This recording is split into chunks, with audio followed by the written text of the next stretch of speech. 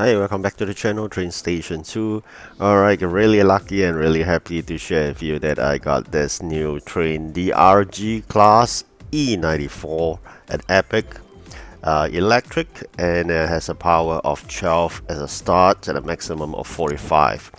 And of course, I managed to get another one, which is a rare Soviet Locomotive Class L.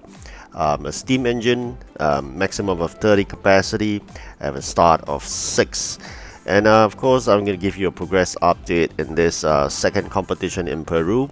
How have you been doing in the second competition? Is it tougher than what you expect than the first, or is it still as smooth sailing? For me, I must say this, in the second competition in Peru, we are better prepared because we have a EP head start.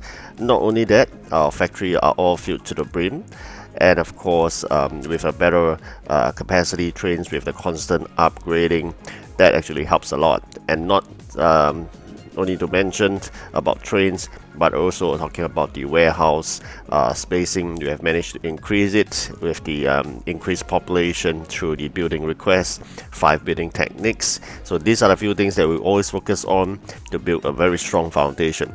But something interesting I found out from the list of competitors, and it's shocking. Let me show you.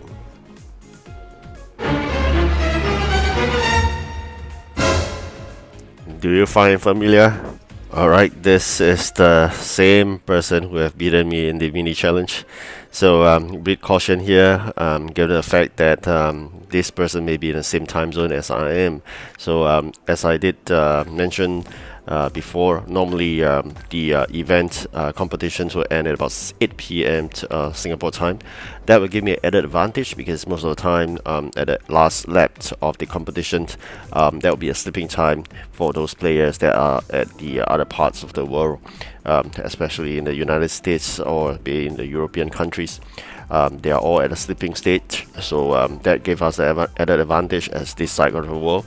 So with this same time zone competitor, that added advantage has been removed. So really caution here. I really wanted to win this because end of the day we are taking about 350 event coins at stake. And why we so cautioned about this competitor is because it has beaten me before. As you can see, she has beaten me again by being first and currently about 25 EP points above. So what I'm going to do is basically probably going to work on some ways to try to retain my first positions by overcoming the strong progress that she has made. How do I do that is in terms of planning ahead for the items. So like for example, your trains came back, dispatcher or at your disposal, so you should quickly grab those raw materials to fill up the event factory, because the event items are most of the times the items that are requested throughout the competition. And that's how I did it. And I think more importantly is really preparations. And of course, I also wanted to be engage this 25 gems Lisa. That will give me an additional dispatcher, which is really useful because end of the day, with an additional dispatcher, we can progress further.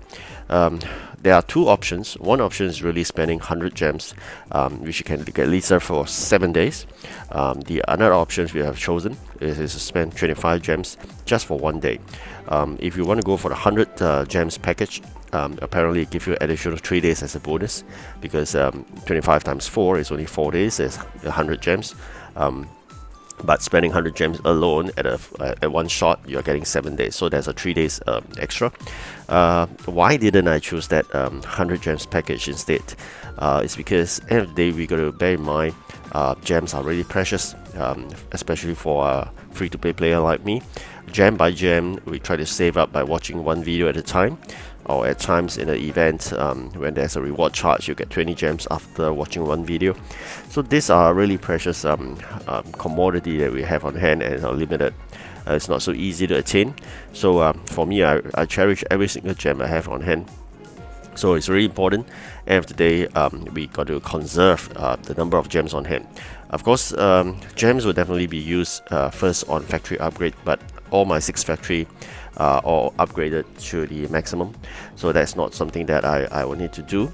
The other thing I can use gems would be, as I think I mentioned in my previous video, about getting that permanent dispatcher. Once I reach 230 level, I will be able to use 500 gems to engage an additional dispatcher. Otherwise, I'm going to wait to 250 levels and then use some sofa in exchange. You can see there. So definitely I'll go for the sofa, because 500 gems is really a lot. I may not have that when I reach 230.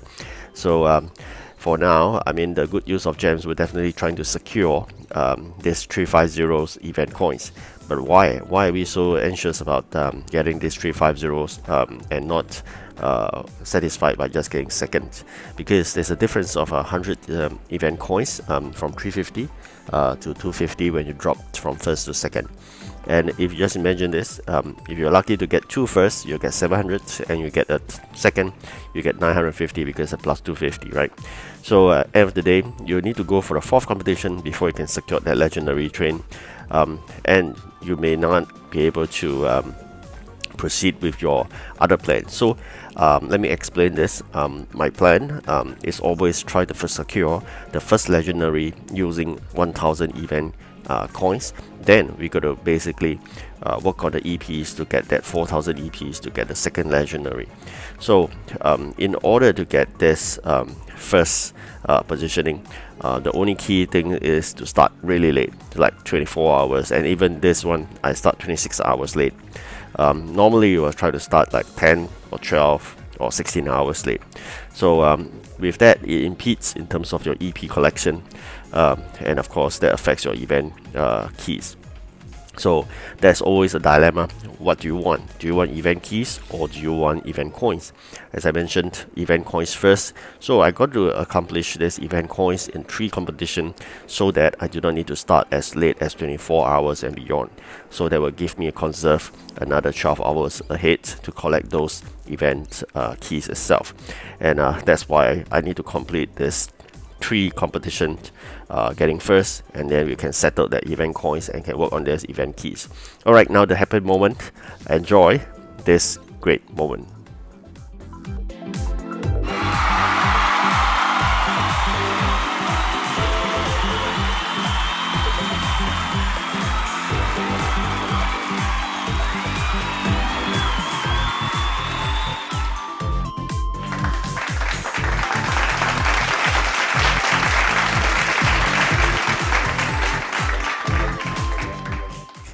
Alright, I'm really happy it's a new epic that we received, DRG class E94. So this is the second last epic we got to collect. We still got 1 more legendary, 1 epic, and 2 rare to complete the collection in Canada. So collection of the Canada seems to be smoother than I expected. I really appreciate that luck from those containers, and of course this is not the last. Let's enjoy another one.